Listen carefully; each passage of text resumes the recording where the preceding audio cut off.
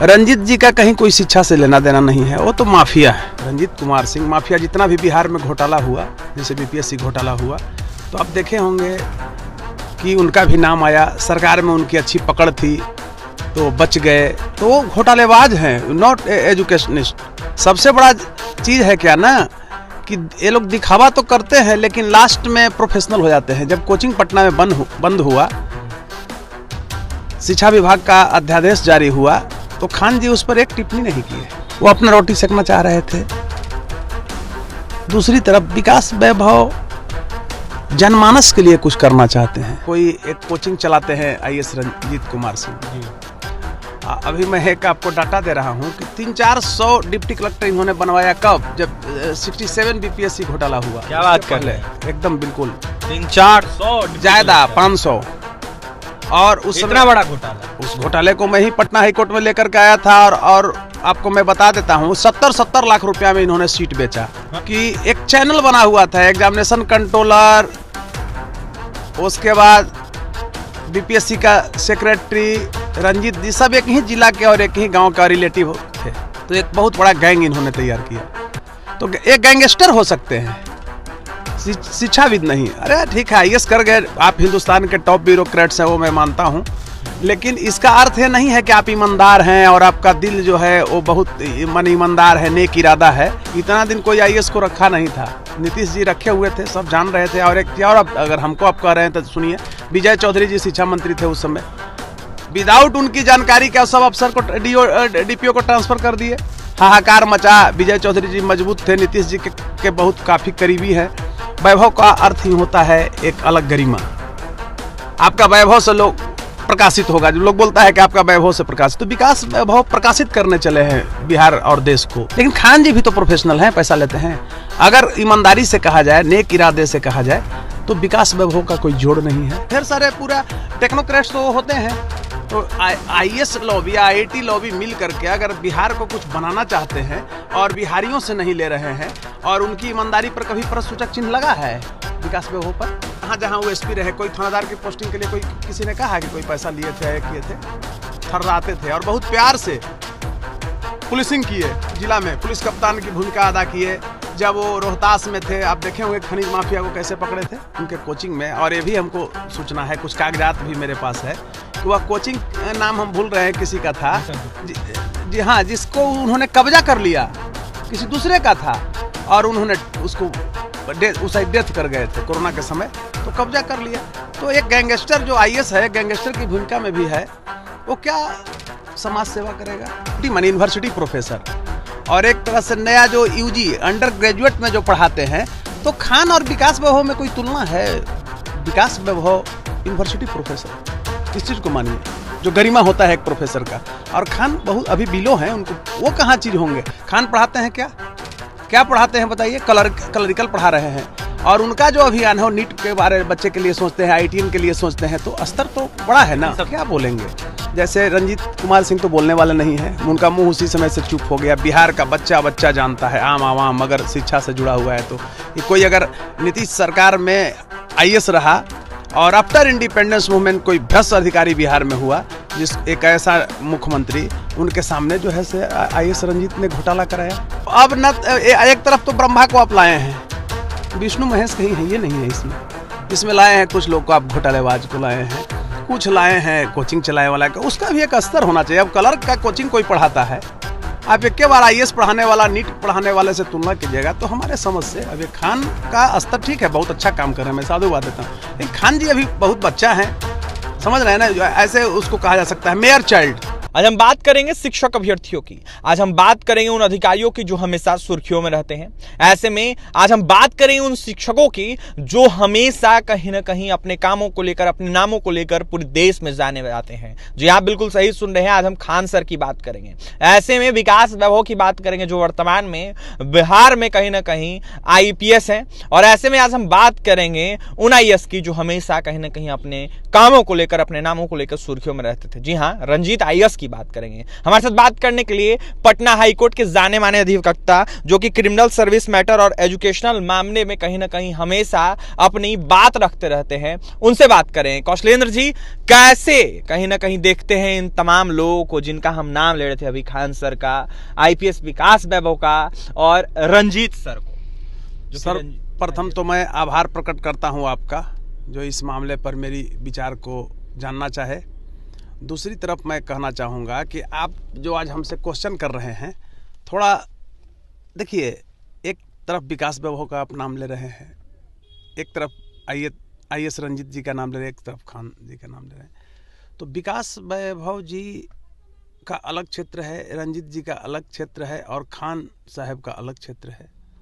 विकास वैभव व्यक्तिगत लाभ के लिए शिक्षा में अपना योगदान नहीं दे रहे हैं। शिक्षा के क्षेत्र में वे अपना योगदान जो है बिहारी को डेवलप करने के लिए, देश में एक अव्वल दर्जा दिलाने के लिए। रंजीत जी का कहीं कोई शिक्षा से लेना देना नहीं है, वो तो माफिया है। रंजीत कुमार सिंह माफिया, जितना भी बिहार में घोटाला हुआ, जैसे BPSC घोटाला हुआ, तो आप देखे होंगे कि उनका भी नाम आया, सरकार में उनकी अच्छी पकड़ थी तो बच गए। तो वो घोटालेबाज हैं, नॉट एजुकेशनिस्ट। दूसरी तरफ खान जी का अगर आप नाम लेते हैं तो खान कुछ कर रहे हैं बच्चों के लिए, बिहारी बच्चों के लिए कम में ऑनलाइन क्लासेस देते हैं। लेकिन सबसे बड़ा चीज़ है क्या ना, कि ये लोग दिखावा तो करते हैं लेकिन लास्ट में प्रोफेशनल हो जाते हैं। जब कोचिंग पटना में बंद हुआ, शिक्षा विभाग का अध्यादेश जारी हुआ, तो खान जी उस पर एक टिप्पणी नहीं की है। बिल्कुल। तो ये क्या है? यह एक बच्चों के साथ छलावा है। वो अपना रोटी सेकना चाह रहे थे। दूसरी तरफ विकास वैभव जनमानस के लिए कुछ करना चाहते हैं जी। हर जगह एक IPS पदाधिकारी होकर निस्वार्थ, वो बच्चे से कुछ लेते नहीं है, वो कोचिंग में पैसा नहीं लेते। तो कोचिंग प्रोफेशनल है। जैसे कोई एक कोचिंग चलाते हैं IAS रंजीत कुमार सिंह जी। अभी मैं एक आपको डाटा दे रहा हूं कि 300-400 डिप्टी कलेक्टर इन्होंने बनवाया। कब? जब 67 BPSC घोटाला हुआ। क्या बात कर रहे हैं आप? एकदम बिल्कुल 300-400 ज्यादा, 500। और उस समय इतना बड़ा घोटाला, उस घोटाले को मैं ही पटना हाईकोर्ट में लेकर के आया था। और आपको मैं बता देता हूँ, 70-70 लाख रुपया में इन्होंने सीट बेचा। हाँ। सरकार में इनकी अच्छी पकड़ थी। और उस समय दुर्भाग्य था कि एक चैनल बना हुआ था, एग्जामिनेशन कंट्रोलर, उसके बाद BPSC का सेक्रेटरी, रंजीत जी सब एक ही जिला के और एक ही गांव का रिलेटिव थे। तो एक बहुत बड़ा गैंग इन्होंने तैयार किया। तो एक गैंगस्टर हो सकते हैं, शिक्षाविद नहीं। अरे ठीक है, IAS कर गए, आप हिंदुस्तान के टॉप ब्यूरोक्रेट्स हैं, वो मैं मानता हूँ। लेकिन इसका अर्थ ये नहीं है कि आप ईमानदार हैं और आपका दिल जो है वो बहुत ईमानदार है, नेक इरादा है। उनको तो पैसा कमाना, और हमारा ही दबाव उस समय चला। देखे कि हाईकोर्ट का टिप्पणी वगैरह आया तो नीतीश जी ने उनको गुजरात कैडर में भेजा। इतना दिन कोई IAS को रखा नहीं था, नीतीश जी रखे हुए थे, सब जान रहे थे। और एक क्या, और अगर हमको आप कह रहे हैं तो सुनिए, विजय चौधरी जी शिक्षा मंत्री थे उस समय, विदाउट उनकी जानकारी के सब अफसर को DPO को ट्रांसफर कर दिए। हाहाकार मचा। विजय चौधरी जी मजबूत थे, नीतीश जी के बहुत काफ़ी करीबी हैं, तो ट्रांसफ़र को स्टे किया गया। विकास वैभव का जो आप देखिए, कुछ नाम का भी प्रभाव हमारे समझ से लग रहा है। इसको मैं दूसरे तरफ से बोल रहा हूँ। वैभव का अर्थ ही होता है एक अलग गरिमा। आपका वैभव से लोग प्रकाशित होगा। जो लोग बोलता है कि आपका वैभव से प्रकाशित, तो विकास वैभव प्रकाशित करने चले हैं बिहार और देश को। लेट्स एम्पायर चल रहा है, लेट्स इंस्पायर। हाँ, लेट्स एम्पायर। वो मैं बता रहा हूँ कि दुबई में, विदेश में भी लोग जुड़ रहे हैं जी। अच्छा, आप बताइए कि ये लोग कोचिंग वाले को कैसे जानता है विदेश में? और इतिहास आफ्टर इंडिपेंडेंस मूवमेंट में बता रहा हूँ, अगर बात करेंगे पूरे देश में, तो सबसे मानक जो आयोग होता है वो BPSC होता है। किसी राज्य आयोग होता है जहाँ से डिप्टी कलेक्टर बनते हैं किसी भी स्टेट में। और पूरे भारत में बिहार पहला राज्य रहा जहाँ पर एक मुख्यमंत्री के काफ़ी करीबी IAS और रिलेटिव IAS रंजीत कुमार सिंह ने BPSC में डिप्टी कलेक्टर को भेड़ी बकरी जैसे खरीदता है वैसे लोगों से खरीदवा दिया, डिप्टी कलेक्टर बना दिया 70-70 लाख रुपया लेकर के। तो पूरा बिहार जल रहा था, उस समय स्टूडेंट विरोध कर रहे थे। लेकिन खान जी में ये सब चीज़ तो नहीं ना है, लेकिन खान जी भी तो प्रोफेशनल हैं, पैसा लेते हैं। अगर ईमानदारी से कहा जाए, नेक इरादे से कहा जाए, तो विकास वैभव का कोई जोड़ नहीं है। और विकास वैभव एक हर्मिट की तरह, एक तपस्वी की तरह कार्य कर रहे हैं बिहारियों पे भी आरोप लेकिन लगता है कौशलेंद्र जी, कहा जा रहा है कि एनजीओ चला रहे हैं, फंडिंग कर रहे हैं, लगातार लोग फंडिंग भी दे रहे हैं। आप हमको ये बताइए, मैं स्पष्ट आपको बोल रहा हूँ कि हम एडवोकेसी करते हैं, तो हमारे पास पैसा देने वाले भी क्लाइंट हैं ना। हम भी, आप जानते हैं ना कि 30% महीना में केस फ्री में लड़ते हैं। कल ही मैं नवादा जिले का डॉली कुमारी का वो जो मारा गया था रजनीश का केस लड़ रहा था, तो आई की बेल लेने जो आया है आरोपी, हाईकोर्ट वहाँ से रिजेक्ट हुआ था नालंदा से, तो 1 रुपया नहीं लिए हैं। लेकिन हमारा भी खर्च कहाँ से चलेगा? न्याय का क्षेत्र जो है महंगा हो रहा है, टाइप से लेके कागज से लेके वकालतनामा तक सब महंगा हो रहा है। यानी कि इशारों में आप कह रहे हैं जो एनजीओ से फंडिंग आता है उससे अपना खर्च चलाते हैं ना, वो जनता का पैसा नहीं ना है। कोई अगर दे देता है, बड़ा आदमी है, अगर उनको मैं जानता नहीं, लेकिन अगर दे भी देता है तो गुड इंडिकेशन है। उस व्यक्ति का मतलब वहाँ भी धन्यवाद देना चाहिए कि वो ऐसे लोगों से मांग करके भीख, एनजीओ में क्या हो, एक भीखे मांगते हैं ना, सरकार से तो नहीं ले रहे हैं। कोई उनके उस बैच का है, कोई उनका अच्छा व्यवसायी से संपर्क है, जो उनके संपर्क के होंगे, IAS IPS होंगे, इनकम टैक्स में हैं, चाहे जो भी हैं, मान ली कि उस क्षेत्र में नहीं जाके चले गए, वो व्यवसाय के क्षेत्र में उनके साथी IITN विकास वैभव जी, सर्वप्रथम आप ये चीज़ को जानिए कि पहले IITN रहे हैं। तो ढेर सारे पूरा टेक्नोक्रेट्स तो होते हैं। तो IAS लॉबी या IIT लॉबी मिल करके अगर बिहार को कुछ बनाना चाहते हैं और बिहारियों से नहीं ले रहे हैं, और उनकी ईमानदारी पर कभी प्रश्न सूचक चिन्ह लगा है विकास वैभव पर? आप ये बताइए कि जहाँ जहाँ वो SP रहे, कोई थानादार की पोस्टिंग के लिए कोई किसी ने कहा कि कोई पैसा लिए थे या किए थे? थर्राते थे और बहुत प्यार से पुलिसिंग किए, जिला में पुलिस कप्तान की भूमिका अदा किए। जब वो रोहतास में थे, आप देखे होंगे खनिज माफिया को कैसे पकड़े थे, बड़े बड़े उसमें करोड़ों अरबों कमा सकते थे। तो ये तो गलत माने विचारधारा वाले लोग बोलते हैं, अरे तो एक संस्था नहीं बनाएगा अगर बाहर के लोग सपोर्ट नहीं करेंगे, वो पब्लिक से तो ठग नहीं रहे हैं, चोरी का पैसा नहीं है।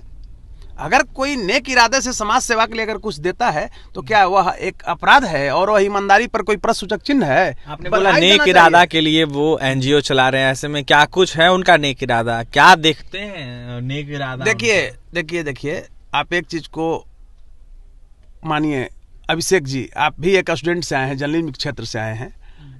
मैं विकास वैभव से यथार्थ में बता रहा हूं कि मैं कैसे प्रभावित हुई, इस चीज़ को समझिए। जब उनका विजन को मैं पढ़ता, उनका एक आर्टिकल आप पढ़ के देखिए, बिहार में नहीं पूरे देश में बहुत सारे IAS IPS हैं, लेकिन विकास वैभव का, चाहे वो संस्कृत का क्षेत्र का आर्टिकल हो, एंशिएंट हिस्ट्री में जो आर्टिकल लिखते हैं, बड़ा प्रभावित करता है पढ़ने का। अगर स्टूडेंट कोई है पढ़ने का, जिसको मतलब जिज्ञासा है, और एक चीज़ आप मान लीजिए कि वकील, शिक्षक, डॉक्टर का जो पेशा है, सब पढ़ने का पेशा है। आपको अंतिम समय तक, जब तक सांस है तब तक पढ़ना है।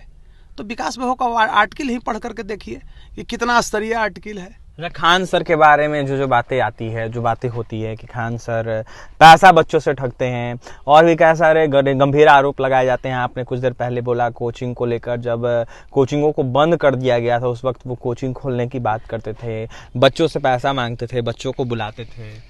देखिए सर्वप्रथम मैं एक चीज़ बता रहा हूँ, कभी मैंने खान को ठग नहीं कहा।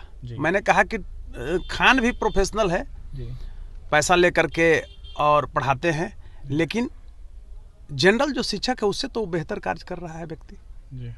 दूसरी तरफ मैं कहना चाहूँगा कि रंजीत जी IAS हैं, इसमें कहीं कोई दो मत नहीं है, लेकिन जब आप बोले कि ईमानदारी की, तो तब मैंने प्रश्न सूचक चिन्ह उठाया कि आज उनके कोचिंग में, और ये भी हमको सूचना है, कुछ कागजात भी मेरे पास है कि वह कोचिंग नाम हम भूल रहे हैं किसी का था, जी हाँ, जिसको उन्होंने कब्जा कर लिया, किसी दूसरे का था, और उन्होंने उसको उस डेथ कर गए थे कोरोना के समय, तो कब्जा कर लिया। तो एक गैंगस्टर जो IAS है, गैंगस्टर की भूमिका में भी है, वो क्या समाज सेवा करेगा? क्या मतलब शिक्षा का अलग जगाएगा? देखिए अभिषेक जी, शिक्षा एक ऐसी वस्तु है जिसका उपयोग पुरानी पीढ़ी नई पीढ़ी पर करता है, जिसका प्रस्तुतिकरण, अब समझिए, वर्तमान में नहीं होकर के भविष्य में होता है। अच्छा, शिक्षक अभ्यर्थियों की बात अब करने जा रहे हैं हम। शिक्षक अभ्यर्थियों को लेकर इन तीनों में से तीनों लोग नहीं बोलते हैं, ऐसे में बस अपना दाल गलाते रहते हैं, ऐसा अभ्यर्थियों के द्वारा भी आरोप लगाया जाता है। आपने बोला कि एनजीओ चलाते हैं, अच्छा काम कर रहे हैं, अच्छा कर्तव्य है उनका।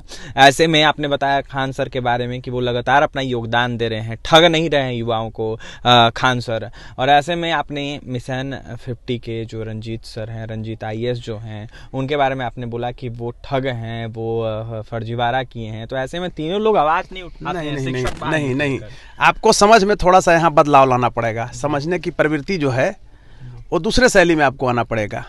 सबसे पहले तो आप ऐसे सोचिए कि आप एक कॉलेज का प्रोफेसर जो होते हैं, कॉलेज में यूनिवर्सिटी माने यूनिवर्सिटी प्रोफेसर, और एक तरह से नया जो UG अंडर ग्रेजुएट में जो पढ़ाते हैं, तो खान और विकास वैभव में कोई तुलना है? विकास वैभव यूनिवर्सिटी प्रोफेसर, इस चीज़ को मानिए, जो गरिमा होता है एक प्रोफेसर का। और खान बहुत अभी बिलो हैं, उनको वो कहाँ चीज़ होंगे? खान पढ़ाते हैं क्या पढ़ाते हैं बताइए? कलरिकल पढ़ा रहे हैं। और उनका जो अभियान है वो नीट के बारे में बच्चे के लिए सोचते हैं, ITN के लिए सोचते हैं, तो स्तर तो बड़ा है ना। सबसे ज्यादा अभी शिक्षक अभ्यर्थियों का बिहार में मुद्दा चल रहा है, उस पर कुछ नहीं ये लोग बोलते हैं।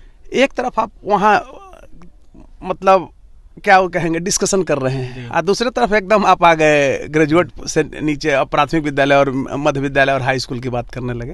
ये लोग क्या बोलेंगे? जैसे रंजीत कुमार सिंह तो बोलने वाले नहीं है, उनका मुंह उसी समय से चुप हो गया। बिहार का बच्चा जानता है, आम आवाम अगर शिक्षा से जुड़ा हुआ है तो। ये कोई अगर नीतीश सरकार में IAS रहा और आफ्टर इंडिपेंडेंस मूवमेंट कोई भ्रष्ट अधिकारी बिहार में हुआ, जिस एक ऐसा मुख्यमंत्री, उनके सामने जो है से IAS रंजीत ने घोटाला कराया। सरकार बचा रही है, आज भी वो फंसे हुए हैं, बढ़िया से जांच उस पर अभी भी कार्रवाई चल रही है, आगे काम हो रहा है, सुप्रीम कोर्ट तक इंटरनल वर्क हो रहा है, उसमें बचने का सवाल नहीं है। दूसरी तरफ आप समझिए विकास वैभव एक IPS हैं, लेट्स एम्पायर इनका जो चल रहा है अपना, वो NGO हम नहीं उसको कहेंगे, जो मिशन एक मानिए मिशन है, ये तो बहुत ही सकारात्मक है, बिहार के भविष्य के साथ जुड़ा हुआ है। सबसे पहले उसमें कहीं भी जाति का बू नहीं आता है, धर्म का बू नहीं आता है। जाति और धर्म से ऊपर उठ करके जो व्यक्ति एक सफल IPS, एक IITN से पहले वो IITN रहे हैं, एक IITN करता है, तो हम लोग को चाहिए कि साधुवाद दें।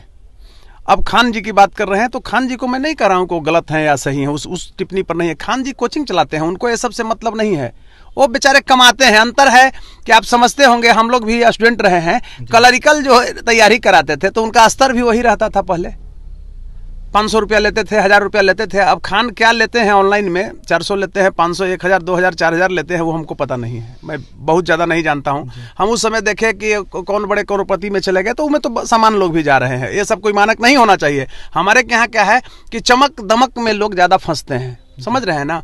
तो विकास वैभव, रंजीत कुमार सिंह और खान जी का तुलना ही करना बेकार था। अब अभयानंद को आप तुलना करेंगे, उनका एक अलग अपना व्यक्तित्व है, एक अलग क्षेत्र है।